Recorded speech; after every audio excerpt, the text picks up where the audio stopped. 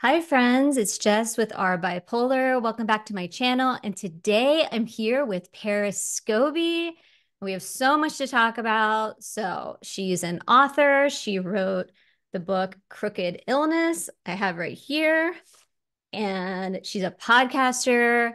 Her podcast is Live Well Bipolar. And she's also a speaker. She's a speaker for NAMI, but now she's a full-time speaker about bipolar disorder. So it's amazing to have her. Thank you so much, Paris, for being here. Jess, thank you so much for having me. We were just talking back and forth before recording, and then even yesterday was so much fun, and we got our little boomerang. So I'm ready to get into the conversation, and thank you for having me on. I know it's going to be a lot of fun and just really insightful as well. Yes, definitely. And so Paris and I, we know each other a little bit already, and we were both diagnosed with bipolar 1 at 19. But from there, our paths have been a little bit different, of course. Paris is so inspirational and aspirational. So let's get into her story. So I know that at 19, you were hospitalized and you were diagnosed with bipolar 1. So just kind of take us through that. Yeah, so at 19 years old, I was hospitalized, and that's when I was diagnosed with bipolar 1 disorder, and I was placed on court ordered treatment. And for you guys who don't know what SMI is, it stands for serious mental illness. And prior to that, I was actually diagnosed with depression at 16 years old. So, 16 years old, and like many people that if you had conversations with who also live with bipolar disorder, something that I've noticed is a lot of people living with bipolar have also been first diagnosed with depression as well. I was really thinking that that was, you relate to that as They, well. And I had the same thing happen. Yeah. same thing happened. So that was 16, 19 years old was that diagnosis and hospitalization. And then I remember coming out and I was there for 2 weeks. So I was there, I was actually court ordered treatment. So I was required to go to an outpatient clinic. There was certain things that I had to do with getting my blood drawn, medication monitoring, all of this stuff. And I actually went back and I graduated from school. And little did I expect that this would happen, but I ended up going back and working at the same place where I was a patient at. So I was in my mind, I was like, this is great. I'm going to be able to be on both sides, be able to help people who are dealing with similar things as myself. But it actually didn't end up working out that way. I actually was very afraid and I was constantly on edge, very worried, overwhelmed, and stressed out of what would people think if they found out that I'm living with bipolar disorder, that I was a patient here. I was just so worried about this. And I kept having this come up, and I felt like it was really preventing me from being able to help in the way that I wanted to. So I ended up I'm like, I need to share my experiences to get rid of the shame, to get rid of that fear and feeling like I'm alone. So I started small by sharing with people I trusted, friends, family members. I did not have it go well actually for a very long time. But before I was ready, I had people, were met with judgments, loss of friendships, and it further makes you want to be silent and isolated. And it wasn't until later on down my life when I was 23 years old is when I finally was like, I need to commit to doing this work. And I didn't get to that place because I was hospitalized at 19. So 19, 20, 21, 22. I spent those 4 years, you guys, really still deep in trying to figure out what does this even look like to live this life with bipolar disorder. And I kept going back to the same things that I was doing, right? I had a lot of, and I talk about a lot of this in the book that we're not going to get into so specifically on the interview here, but a lot of traumatic experiences that I'm sure many of you guys can relate to. If you also have gone through things in your past, previously in your childhood, that were hard to speak about, hard to talk about, how hard to put words to the experience because of a lot of shame and isolation in that experience. And that's really a lot of what I've gone through, and really just struggling with a lot of negative thinking about myself, my body, and just really how it kind of transpired into my life and really what ended up happening. But yeah, a little bit of a timeline was that hospitalization at 19, previously diagnosed with depression at 16. I went back and I worked where I was a patient at when I was 22. And then I ended up going back to school, actually finishing my MBA in healthcare administration. And then we all know what happened in 2020. COVID hit, and I remember just really, again, feeling more of I need to really do something to get over this feeling, it's going to follow me for the rest of my life. And in February 2020, I launched my podcast, which is now the Live Well Bipolar podcast, which has been continuing on for these past 4 years. We're now at about to be 209 episodes. I'm excited to have Jess on the show soon. We're going to share her experiences as well. But then I published my book about 2.5 years ago. And then I got into speaking, volunteering, like Jess said, with NAMI and other organizations. And I actually made the decision this year to resign from my full-time job that I worked at and to go into being speaking full-time. So I'm happy to kind of get into those experiences and what that looked like and break down the timeline, because it definitely, I mean, it's been 6 years, right? So it sounds like a lot. It sounds like a lot longer than 6 years, but a lot has happened very fast. But I can share some of the resources and things that have helped me. But still, what do I do today to manage and take care of myself? Because no matter how much work I do, no matter how many conversations I have, I still have days where I struggle. I still have days where things are entirely overwhelming, and it's never going to be the end of it. As many of you know who live with mental illness or bipolar disorder, we can always do what we can to share things that help and make a difference. But still, when we're deep in those trenches, it does feel all consuming. But I always try to hold on to the things that bring me hope when I'm in those times. And a lot of it is my relationships and community. So I'm excited to kind of explore a little bit more of that with Jess and really dive into what that looks like and really what's been making a difference for me so far. Yeah, thank you so much for explaining all of that. And you have done so much in 6 years. I mean, anyone out there, if you are struggling and if you are, dealing with episodes and maybe you're not on the right medication yet, or you're, treatment resistant, if you're going through it, please don't worry about, Paris has figured all this out very, very quickly. And it took me 20 years to even speak out about bipolar, to really get a handle on the disorder. So everyone is on a different timeline, and that is perfectly fine. One thing I just want to go back to really quick, you were talking about your court-ordered hospitalization.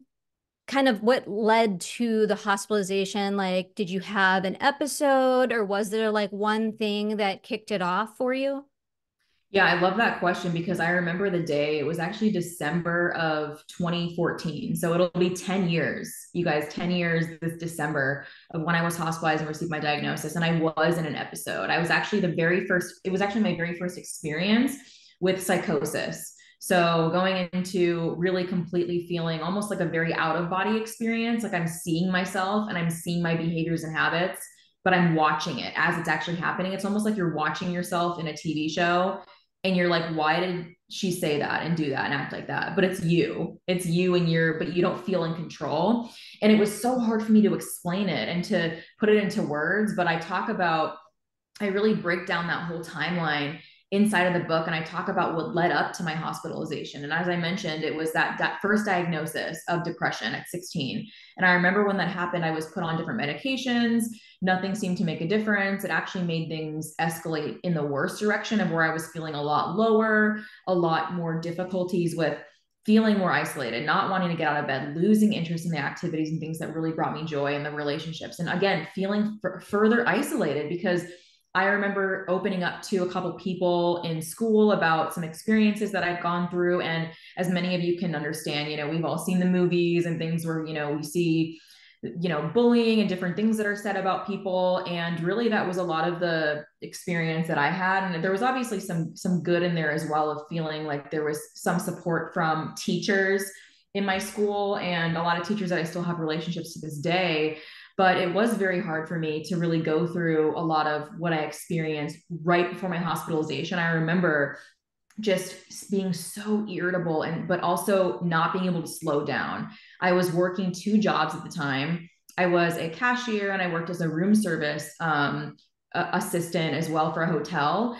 And I was always going, going, going. I would go to my work sometimes as early as, like, it was actually 5 in the morning. So I'd work sometimes from 5 in the morning until like 10 or 11. And then I'd go work as a cashier, sometimes even like, right after, until like 7 or something at night. And then I'd go out, I'd drink, I'd party, I'd try to escape. And that was really my way of coping and dealing with, just events that had happened previously that I kind of describe in the book a lot with like childhood traumas and things that I'd experienced that were really hard to kind of even say out loud and put into words. But then also getting that diagnosis of depression and, okay, these medications aren't working, it's making it worse. And really for me, a lot of it was placing blame on myself. Like I really felt like there has to be something inherently wrong with me. And I felt really deeply undeserving, unworthy, undeserving of love, undeserving of all of these different things.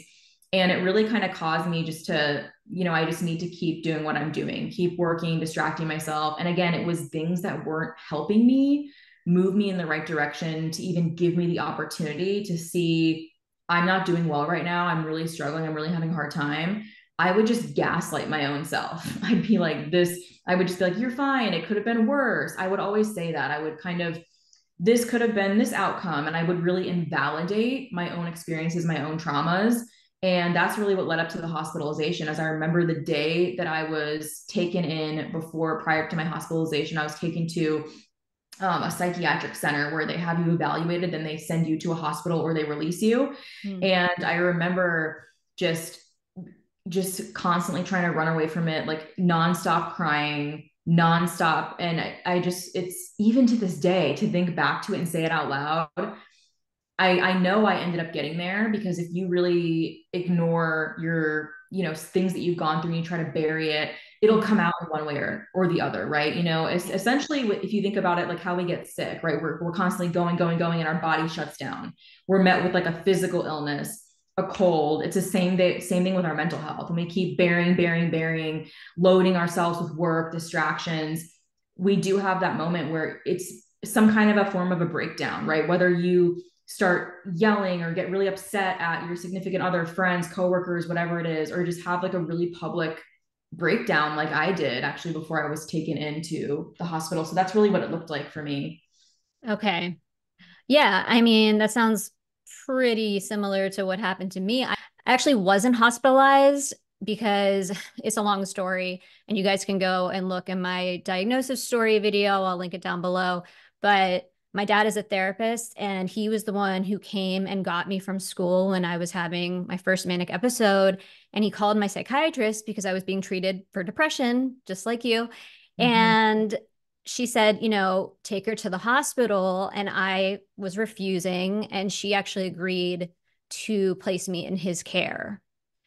So, Mm-hmm. I really go back and forth on it would have been better for me to have gone inpatient and have that kind of care, or if they did me a favor. I mean, I really don't know, but it's just sort of the way my life went. I mean, that was my path. So you're saying at 23 is when you kind of had this breakthrough and you started on a different path. And I know, like, for you, like, connection is Mm-hmm. huge. And I totally agree with that. And mindset and like positive thinking, but not being, what's the word? Not toxic positivity, but, really like kind of going within and looking for solutions as opposed to just negative thinking, self stigmatizing, and all of that. So, how did you, at 23, how did you kind of break through? Yeah, so I really love this conversation and especially shifting over to this topic because for me, it actually came down to a multitude of things. So, as I broke down that timeline for you guys, 16 was that diagnosis of depression, 19 was that hospitalization, and then really 23 years old. I remember, and before I got to 23, it was really around like 22 ish years old is when I actually reconnected with some friends from high school. They ended up sending me a message and they were like, hey, there's this conference going on. And I have never heard of the words personal development, like none of this. I didn't even know about any of this stuff. So they were like, there's this conference, it's about personal development. There's different speakers. There's people talking about, coming back from experiences of homelessness, addiction, trauma, different things like this. So I was like, I've never heard of anything like this, but I just felt like I'm like, yeah, sure, I'll go. And I remember going to this and sitting with my friends and being surrounded by a lot of people, whether they were business owners, entrepreneurs, or they've shared their career progression of, hey, this is what I do for work professionally, this is how I got to where I'm at, but this is what I overcame. And I remember listening to all of their stories and seeing them get up on stage. And I was like, I was so uncomfortable. Like I can tell you, like in that moment, I was like, I feel really uncomfortable. I don't know. And because I wasn't used to being in rooms with strangers. I was very shy. I was very like very way introverted. And I just felt like again, like those voices in my head of like, why are you here? Why did you say yes to this? You don't have anything in common with anyone here. But I knew I actually did, right? Mm-hmm. Because that's the thing is all of us, we all have an experience inside of us that we can share. And whether or not you're the kind of person like, yeah, I want to be a public speaker. I want to go, start a podcast and write a book and, a blog, YouTube channel. Like, not that's no one needs to do any of that. I just feel like it's being comfortable and feeling safe within your own self. And in that moment, that's when I started to feel that for the very first time. I was like, wow, like I'm around. And it wasn't just, it wasn't anyone, no one got up on stage and was like, hey, I live with bipolar disorder or anything like that. But it Mm-hmm. was just seeing other human beings being vulnerable and talking about what they've gone through, the losses and grieving. And it made me feel like I'm not alone in my experiences. And that planted the seed for me. And that's actually the first time that I was in a positive environment around people who were into pouring into themselves and sharing that with others. And that's when I started to change my environment. So that's really what happened is before I got into any of this, you guys, like I had to start with me. I had to give myself the opportunity to say, you know what, you deserve to heal. You deserve to care for yourself. You deserve to be able to manage the lifestyle that you really want, that you tell yourself you're undeserving of. So, how can I get there? So, I remember looking at my relationships, what I'm doing with my time, how am I speaking to myself? And really, I started to say, okay, well, I'm spending a lot of time going out. I was single at the time. I just got out of a bad relationship, had a cycle of abusive relationships, and that's really all I was used to. It was actually foreign for me to be in any kind of healthy relationship dialogue. And that's what I noticed. I was like, I'm doing a lot of running away. And that was the first time I actually got awareness into what I was doing. So it started with myself, getting awareness into my thoughts, my behaviors, my habits, and then saying, okay, what can I do now to control? Because I felt so out of control and I was so focused on what hurt, what was preventing me from moving forward. People, all of these things, right? That was the past, that was the pain. I said, okay, what can I do anything now though? Can I change anything? And I said, you know what? I can remove myself from certain environments.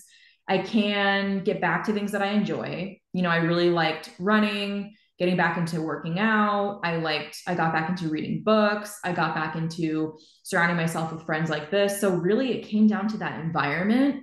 And through that, and through cultivating these relationships, healing the relationship with myself. So, and instead of me using the language of, you guys have probably heard this before. You're around someone and they're like, oh, I'm so stupid. Or I did this and I look like an idiot.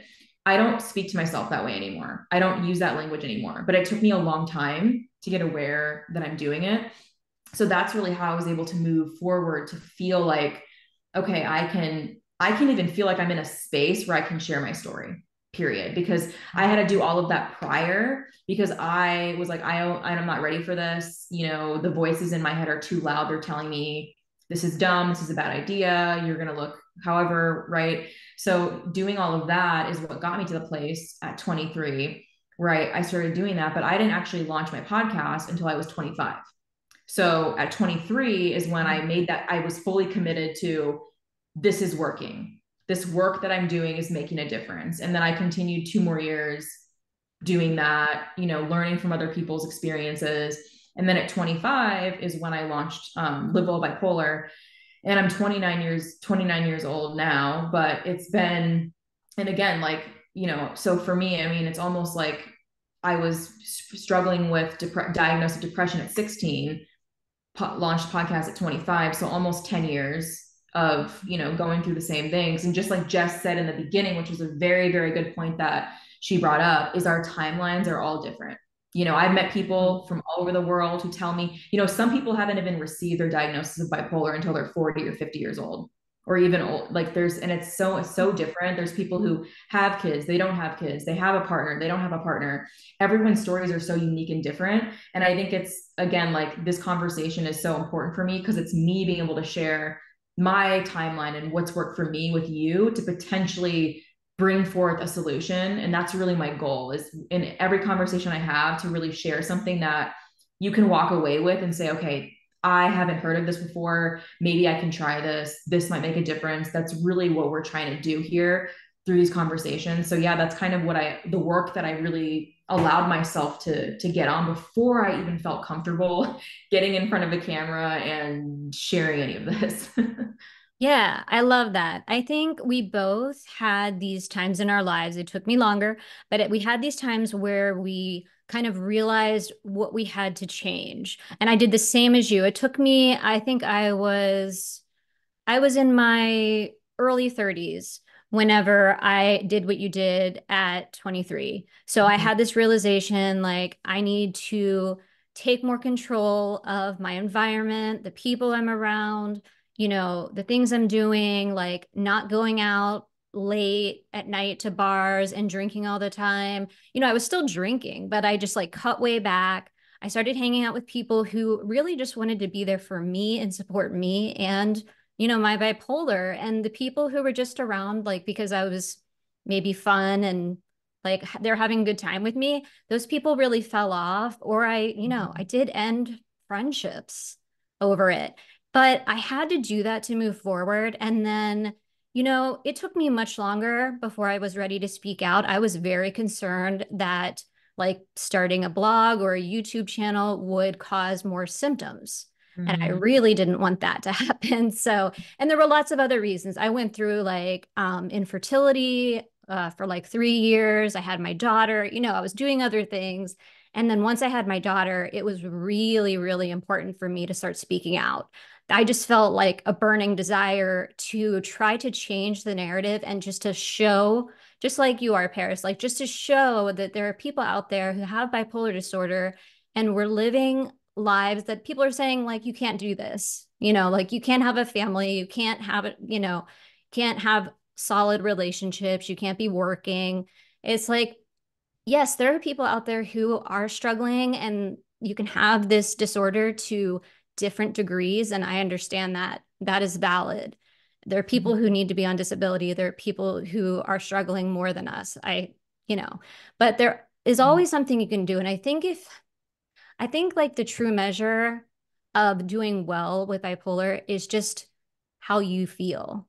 Like Mhm. if you're happy with your life, if you're happy with, how you're doing, and at least most of the time. Like I'm not happy every day. Like I still have symptoms. I still have bad days. I still have bad weeks, you Mhm. know?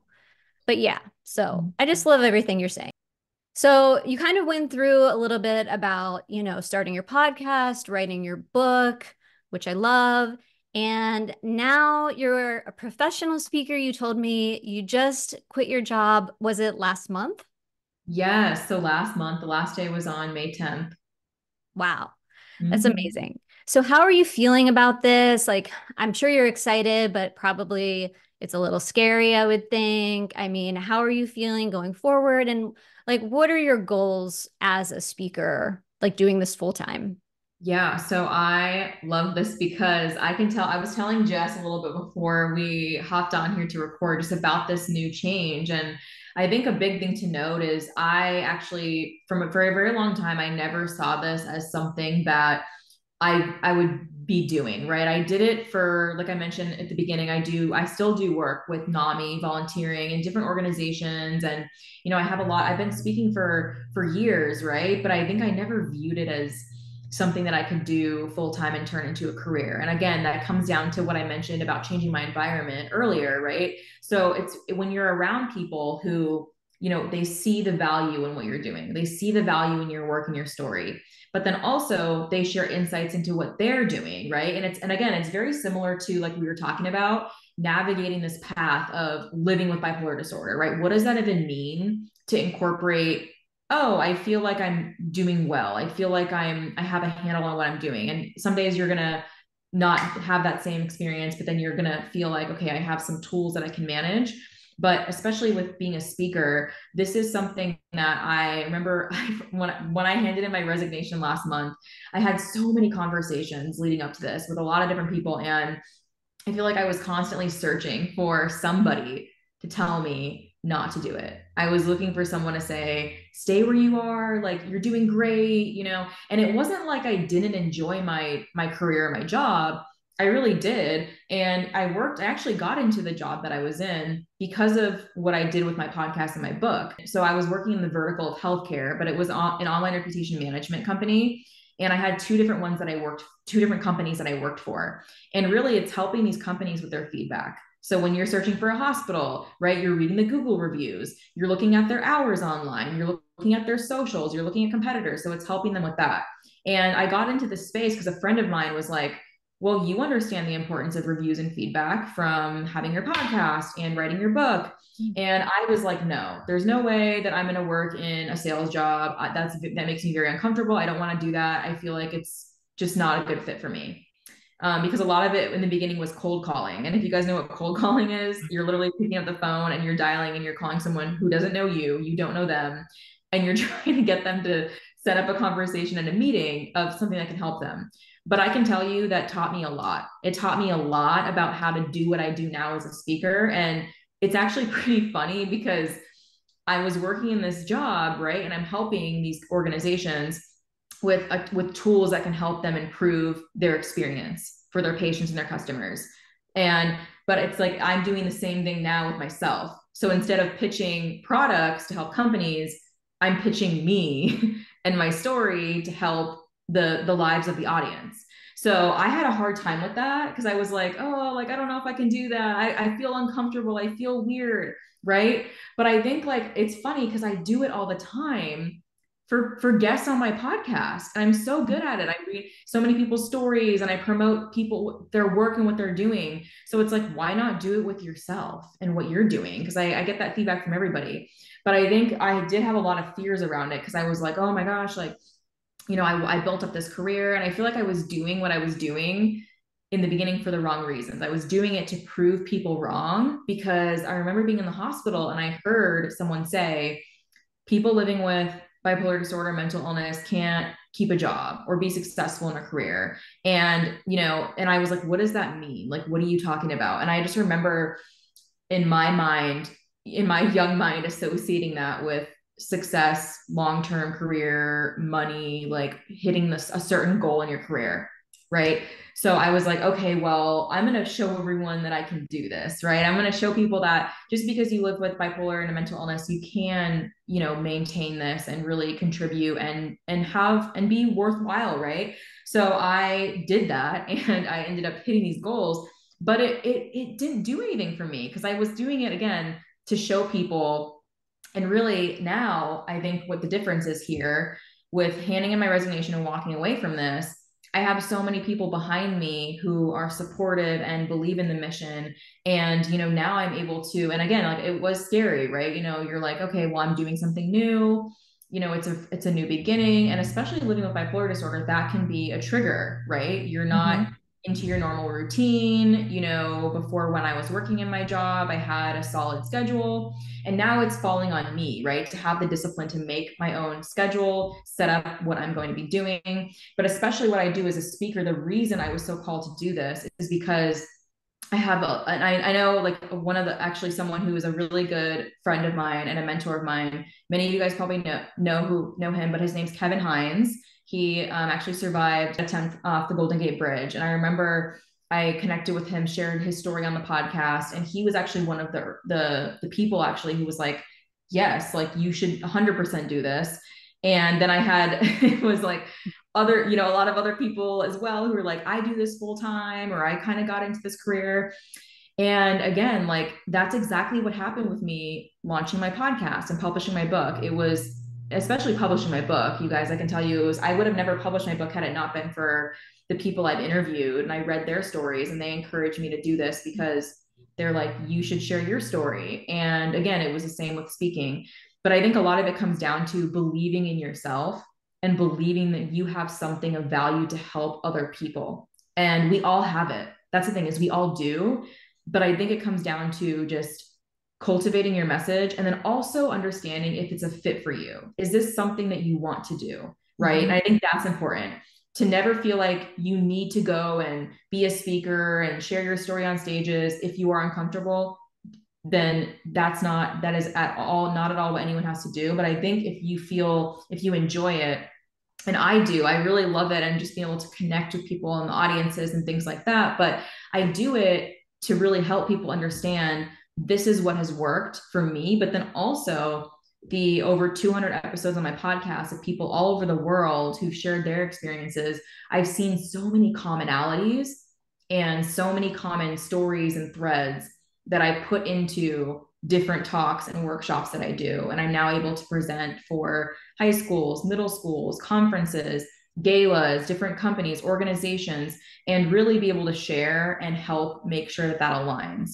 So, really, kind of that was my path to it. But definitely, there was for sure a lot of stress with the change, hesitation. Should I do it? But I think I really wanted to, what I want to drive home for you guys is I didn't want to live with this regret, right? Of looking back on my life, of saying, I had this opportunity. And a lot of it was also support from my family, support from my husband, support from my friends. And again, I didn't want to look back and say, I had this opportunity where I could have done this, right? I could have gone all in on this and made it happen, but I just didn't feel like I could. So I'm doing it, and I want, and again, like same point to what Jess was saying when she brought up speaking about her experiences and for her daughter, right? And I think that's such a beautiful thing, because now she can grow up and say, and just like me, when I think about in the future of having kids down the road, I have a mom who is helping people and is making a difference and is sharing her experiences, and really and bringing those tools forward to help your child in the future, right? And I think it's really important and really admirable and really brave and not an easy thing to do. But that was really my path to getting where I'm at right now. Yeah, and I think it's perfect for you. I think we need you to do this. We need more people like you to do this. I just, I've told you like deep down, I just see you as like a teacher, a mentor. You have such a strong message. And I think being a professional speaker full time is your path. I think for me, like I do believe in myself and I believe in what I have to say. And I love doing it here on YouTube. But like you were saying, it's not a fit for me. And there's a lot of reasons for that. And a lot of it is like all the travel and like being away from my family and things like that. I just really enjoy what I'm doing already. It's whatever's going to make you happy and make you fulfilled. And, getting that message out there, I think is so important. So yeah, I'm glad you're doing it. Oh, Paris, is there anything else you would like to say today? Like anything you would like to get out? Yes. So for you guys, if you would like to stay in contact with me, the best way to find me is I have my website. It's pariscobie.com. And then I'm also on Instagram. It's at paris.scobie. You can connect with me there. And then my podcast is also in the bio as well. So the podcast, the book, all of the things are available on the website and on my Instagram account as well. And really, if you have any questions about, living with bipolar disorder, managing things that work, any kind of things like this, I'm more than happy to share. And I'm also, again, like just want to let you guys know, I am not a doctor, I'm not a medical professional. I'm a person who lives with a diagnosis of bipolar disorder, and I can share insights from my own lived experience and the lived experience from the guests that I've had on the show. And that's really what I like to leave you guys with is, yeah, I'm always happy to connect and stay connected, and really just want to remind you so much of the value that your own life has, right? Because of your lived experience. And oftentimes we can think it's, oh, I had all these things happen or I've gone through, so my life has no value because of it. When really your life has so much value because of it, because of what you've gone through and what you've endured and what you're overcoming and what you're on the path to continue to do. So I want to leave you with that message of you're here for a reason, you're making a difference, and this is only the beginning. So we can stay in touch at pariscobie.com. And I wish you guys a good rest of the day or nighttime. And Jess, I want to thank you for making the time to have me out here on the show and to ask such great questions to help me dive deeper into these topics for everybody. I appreciate it. And I can't wait to stay in touch and to bring your story to my podcast as well. Yes, I can't wait to be on your podcast. And also, please subscribe to this video, like this video if you like it, and comment. We'll respond to all the comments too. And thanks so much for you being here, Paris. And thank you for watching this video. And I'll see you in the next one. Bye. Bye.